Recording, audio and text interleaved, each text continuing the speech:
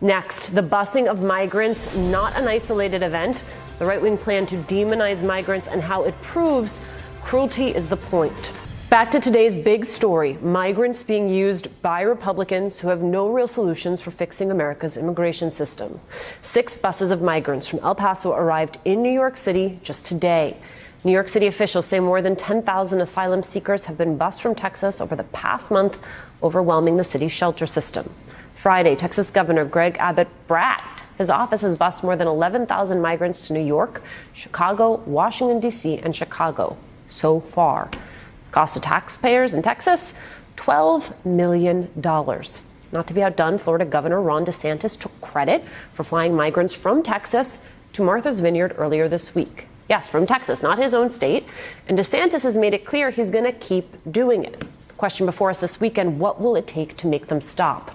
With me now, MSNBC political analyst Maria Hinojosa. She is the founder of Futuro Media and author of Once I Was You, a memoir of love and hate in a torn America. Its latest adaptation for younger readers, Once I Was You, Finding My Voice and Passing the Mic, is out now. Also with us, attorney and NBC Latino contributor Raul Reyes. It is good to see you both. Raul, I want to start with you and with what DeSantis is doing with these flights. He says $12 million has been set aside to relocate migrants. He says he intends to use every penny of the money to, quote, protect Florida. What's his real agenda here?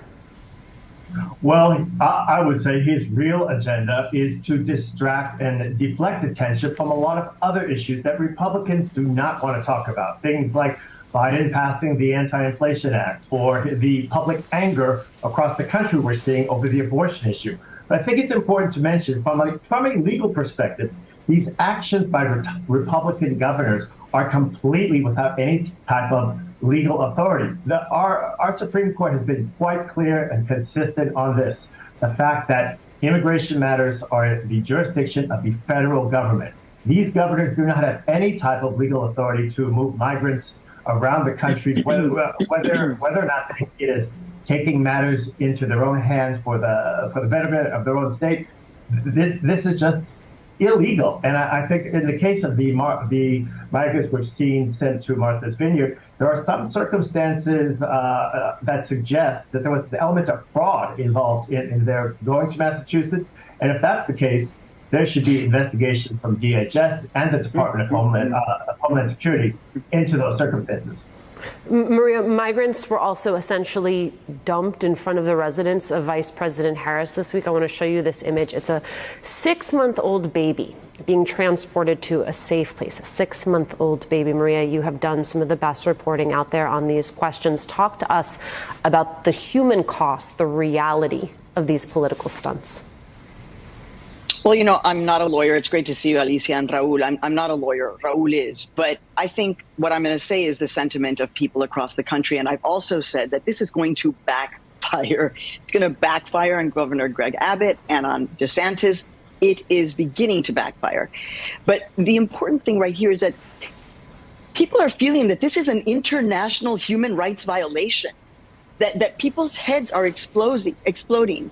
The definition of human trafficking is that you are moving people without their knowledge of where they're going. You have taken away their documents.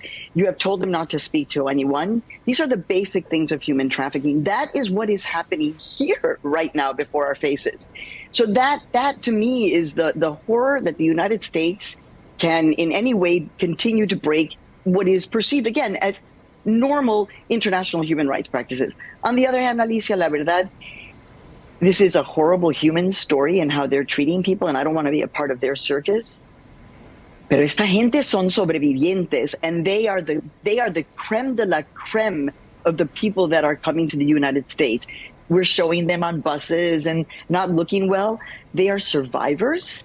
And yes, this is yet another horror inflicted on them, this time by the U.S. government.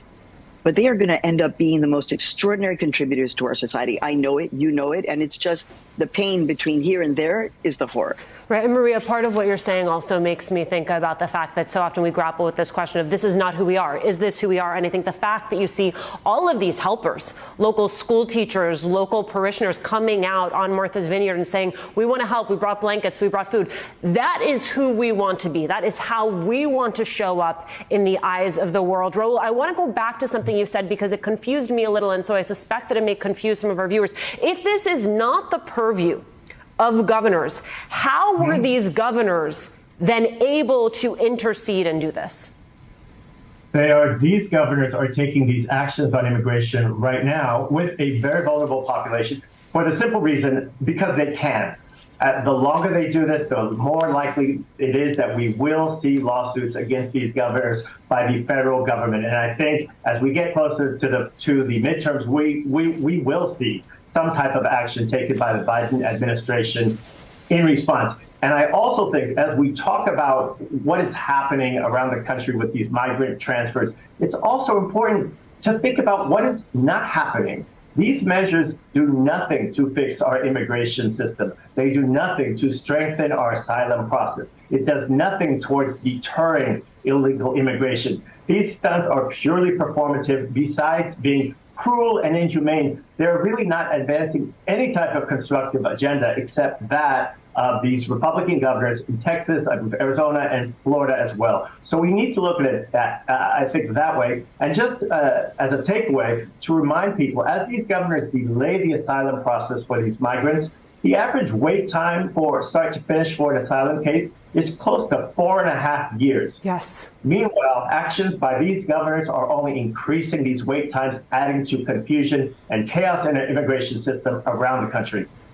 That is in fact all that they are doing. Maria, I got to tell you, as I was watching this all unfold, I was thinking about the opening of your book and talking about sort of seeing children at the height of family separation. Your book now adapted for younger readers. What do you want them to take from this work, especially in this moment?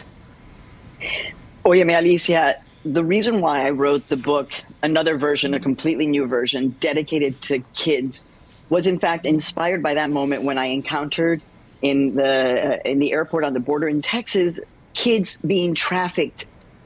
And at that point, when I used that term, people were like, don't say that.